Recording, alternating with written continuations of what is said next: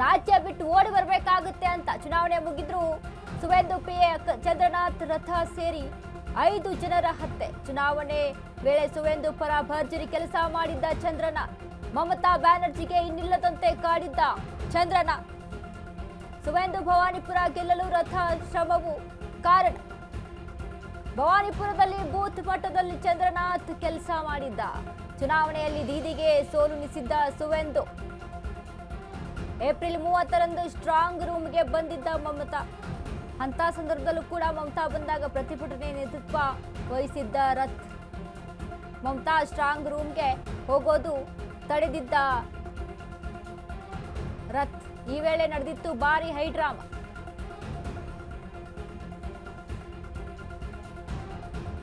S, Chandranath ಕೆಲಸ ಯಾವ ರೀತಿ ಇತ್ತು ಎಲೆಕ್ಷನ್ ಅಲ್ಲಿ? ಸುವೇಂದು ಅಧಿಕಾರಿಯ ಪರ ಪ್ರಮುಖ ಕೆಲಸಗಳನ್ನ ವಹಿಸ್ಕೊಂಡಿದ್ರು. ಚುನಾವಣೆಯ ವೇಳೆ ತುಂಬಾ ಆಕ್ಟಿವ್ ಆಗಿ ಕೆಲಸ ಮಾಡಿದಂಥವ್ರು ಚಂದ್ರನಾಥ್.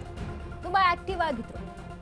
ಮಮತಾ ಬ್ಯಾನರ್ಜಿಗೆ ಎಲ್ಲದಕ್ಕೂ ಕೂಡ ಒಂದು ರೀತಿಯಾಗಿ ಟಾಂಗ್ ಕೊಡ್ಕೊಂಡು ಅವರ ವಿರುದ್ಧ ಪ್ರಚಾರವನ್ನ ಮಾಡಿಕೊಂಡು ಭವಾನಿಪುರದಲ್ಲಿ ಏನು ಸುವೇಂದು ಗೆಲ್ತಾರೆ ಅಲ್ವಾ, ಅಲ್ಲೂ ಕೂಡ ಚಂದ್ರನಾಥ್ ಸಪೋರ್ಟ್ ಮಾಡಿದ್ದಾರೆ.